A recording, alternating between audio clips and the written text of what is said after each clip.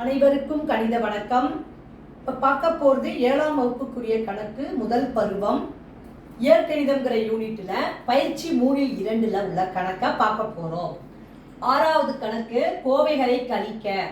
அதில் 2வது கணக்கை பார்க்க போகிறோம்.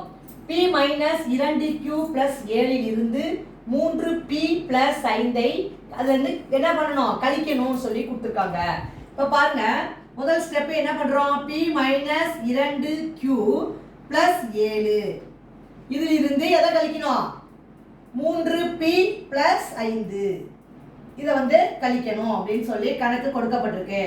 முதல் ஸ்டெப் என்ன செய்யணும் பாருங்க, p - 2q + 7. இப்போ மைனஸ் இன்ட்டு இங்கே ப்ளஸ் இருக்குன்னு அர்த்தம். Minus into plus minus, minus 3p minus into plus -5. அடுத்த ஸ்டெப்பு மொத்த மாறிகளை வரிசைப்படுத்தி எழுதிக்கிறோம். பிங்கிற மாறி இருக்கா, p. அடுத்து என்ன இருக்கு, -3p. அடுத்து -2q. அடுத்து என்ன இருக்கு, +7 -5. இந்த மாதிரி கொடுக்கப்பட்டிருக்கு. இப்போ பார்த்தீங்கன்னா qங்கிற மாறி வந்து -2q மட்டும் தான் இருக்குது, p தான் வந்து 2 இருக்குது.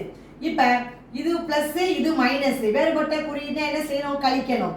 கழிச்சிட்டு அந்த குறியீடை இட வேண்டும். அப்ப இங்க என்ன வரும், -2p, அதாவது 3ல 1 கழிச்சா 2, மைனஸ் குறியீடு பெரிய நம்பர், -2p -2q.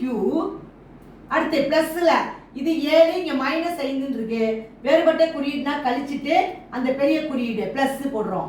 7 5 போனா 2.